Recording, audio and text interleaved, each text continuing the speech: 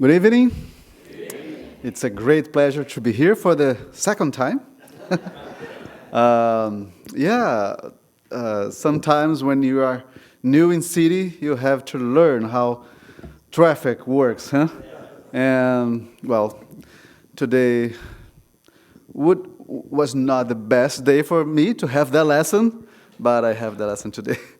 So I'm sorry that we have delay a little bit, but we are really glad that we are here with you.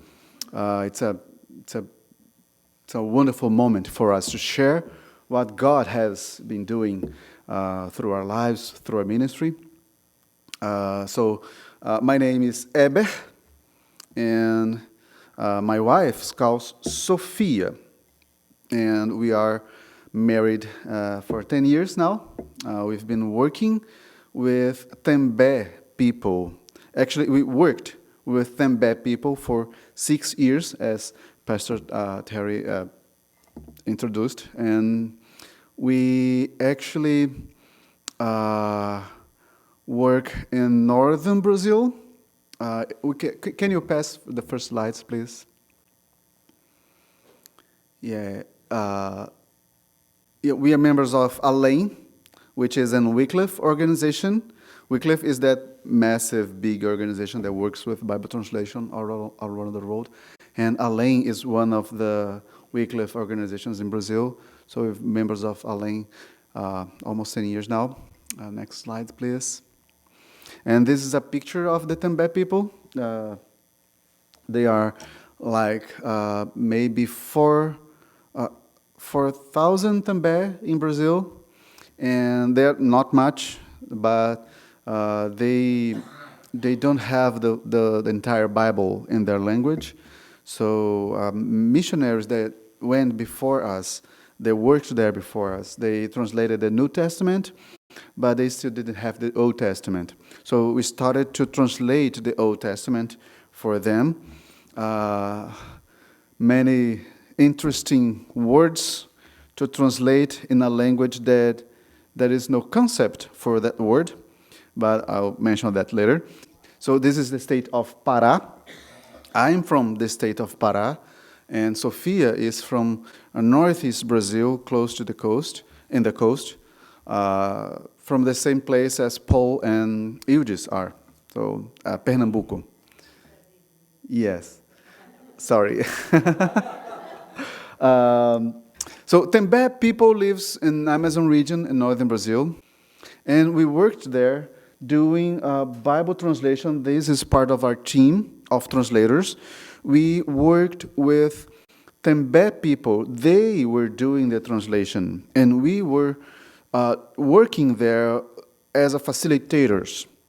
We know the Bible better than them, but they know the language better than us. So it's an interesting partnership, you know. So sometimes when they struggle with many concepts, unknown concepts, the facilitator team was there to help them and try to understand that concept so they can translate that to Tembé language. Yes, this is a course we had with the Tembé translators, so they could improve their skills on translating the Bible. And while we were translating the story of Noah and the flood, we had that fancy word that for us is very, very normal, promise. Because when Noah went out from the ark, there was that beautiful rainbow in the sky, and that was the promise that God wouldn't destroy the earth anymore with water. And we had to translate that to Tembé language because, well, they don't know this word promise. They don't have this abstract concept. So what would you do to translate an abstract, unknown concept to a language that is, it's hard, right? So sometimes for that kind of challenging, we actually use a sentence to replace that word that we have in English, that we have in Portuguese. So for you just to understand a more close example. So in Portuguese, we have this word that when we are missing some person, we feel that person is absent, she's not with us. So we call that saudade. And in English, you say, I miss you, but you don't have a word to express that feeling. In Portuguese, we do. We say saudade. It's the same thing as the promise for Tembé language. They don't have a word for promise. So we have to translate that God's word that will never fail. So promise became a sentence, God's word that never fail. Amen. So it's interesting when Noah had made that sacrifice. They also don't have the concept for altar. And we have to create another sentence to explain what altar is. So it's a table of stone to kill animals. So it was like that. So this was one of the challenges that we faced doing the work of Bible translation. And these challenges happen in many, many different languages all around the world. And we had the privilege to struggle with that concept and talk to the people. Part of the process of translation is you do community check. You go to the community, you go with a few people in the community and ask key questions through their answers. You know if they understand the text correctly, the translated text. If they give a different answer, red light. So we have to changing this translation here because they didn't understand. And this process is thorough, it's long process, and we have to give all the translated text to a consultant that doesn't know the language but know very well Hebrew and Greek. And we have to do a back translation. We simplify the translation in text from Tembé in Portuguese, so the consultant can understand what has translated. And yeah, it's impressive work. We also worked with church planning in that village. This is a school, so we have service every Sunday. Sophia played the guitar with, I don't play guitar, but she does very well. And we sing a lot of different beautiful songs, teaching them about God through songs. This is Talita, very little, also joining us in the service in the Tembé village. Would like to, we also worked with translating and creating educational material for them to use in the school with the language Tembé. So it was also part of our work, and Sophia was responsible for that part of work, part of our ministry. But we'd like to sing a little bit for you in Tembé. So Sophia, would you join me to sing? So the song says that it's really good to sing to the Lord. My friend, come and join us. Let's sing to the Lord together. That's what the lyric says. Ipurangete, ipurangete, dengare hautu panupe. Ipurangete, ipurangete, dengare hautu panupe. Himiri parawa, dadengada hanom. Ipurangete, dengare hautu pano pé. Himiri parawa, dadengada hanom. Ipurangete, dengare hautu pano pé. That's it. Thank you.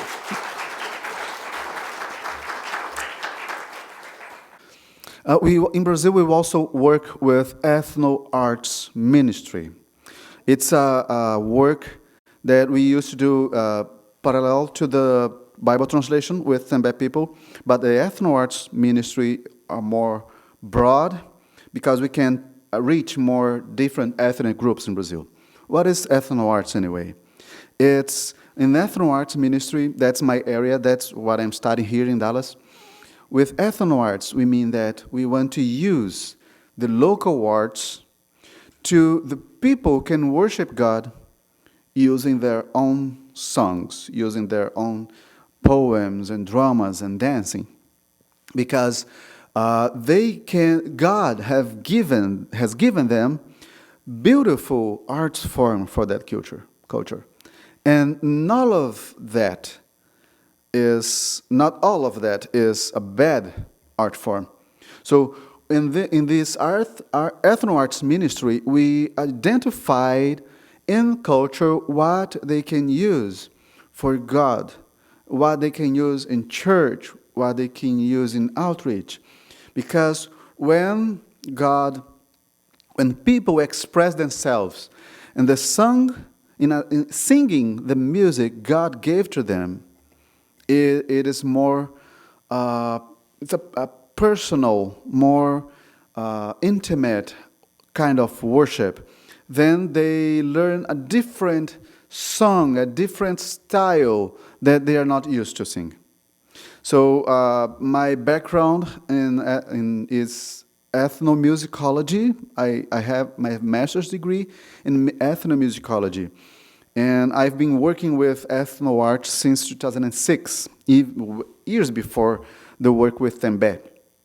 And God has called us very specifically to help people to use their own arts to worship God. Hello, my name is Heber Negrão, and I am an ethnodoxologist. I live in Brazil, and I am a member of the Evangelical Missionary Linguistic Association, ALEN, where I serve as the director of the Department of Anthropology and Ethno Arts.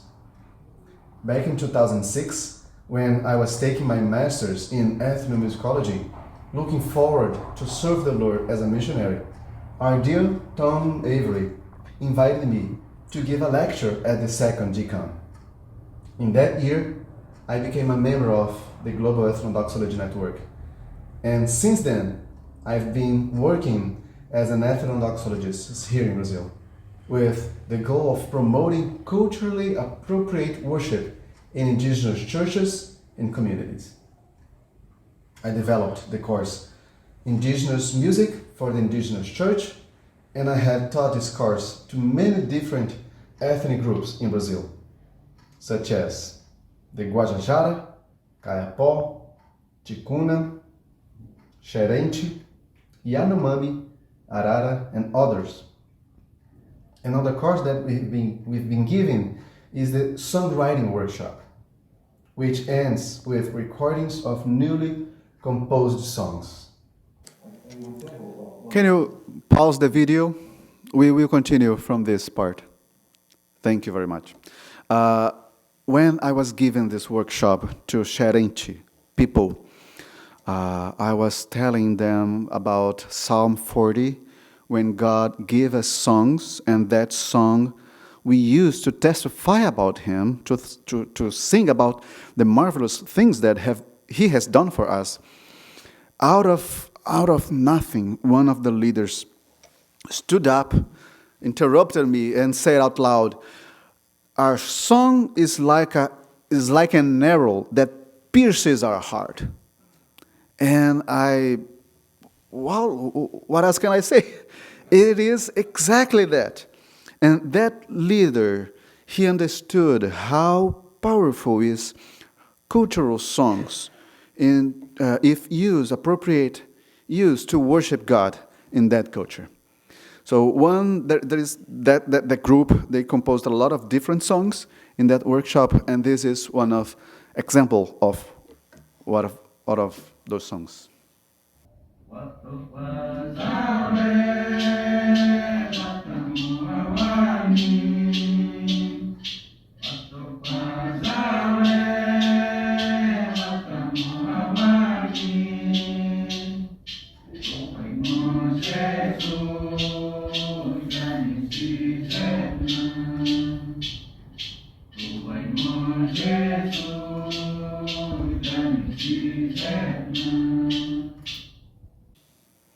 Thank you. Next slide, please. This is also the ethno arts workshop we did with the Xerente people. We record a lot of different songs with them. Can we go forward, please? This is the class that concludes the course.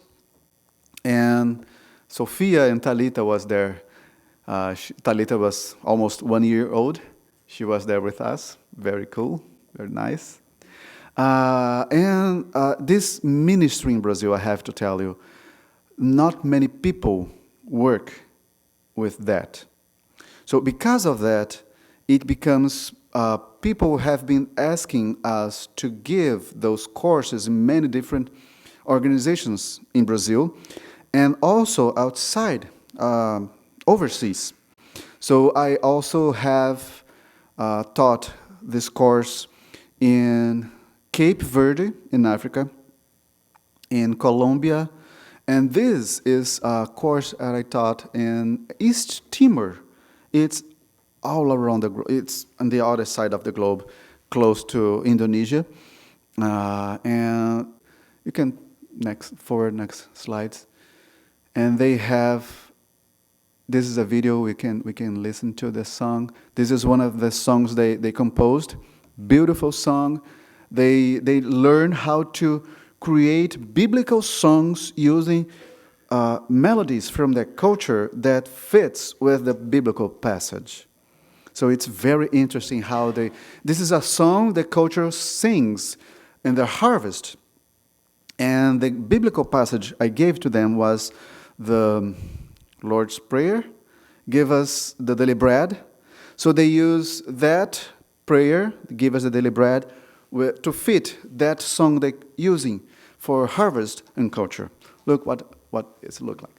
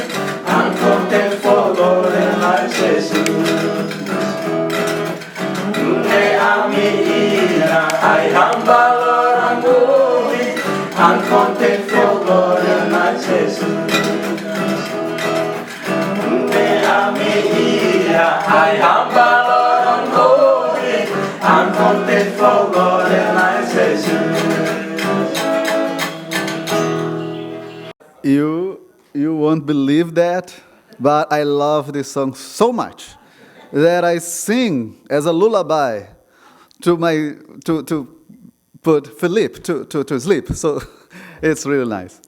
So coming to the end right now, that's some places that I've been teaching ethno arts outside Brazil. You can forward.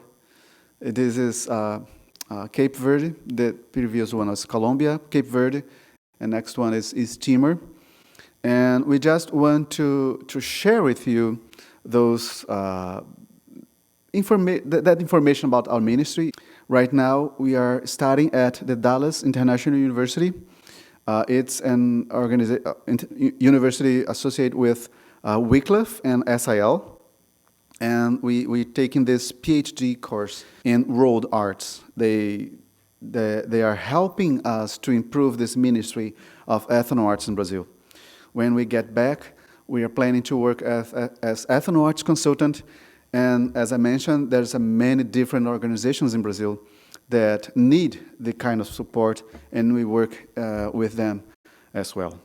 So next slide is our prayer request, and we'd love to have this church praying for us. We can send those later for you by email or anything. But pray for us during this 2 years of studies here in Dallas. We also ask for adaptation of our child, Talita, at school, financial support for a ministry when we go back to Brazil. So, yeah, we are really glad that we have this opportunity to share with you. And I'm your servant. If you need me for any other thing, I'll be here. Okay?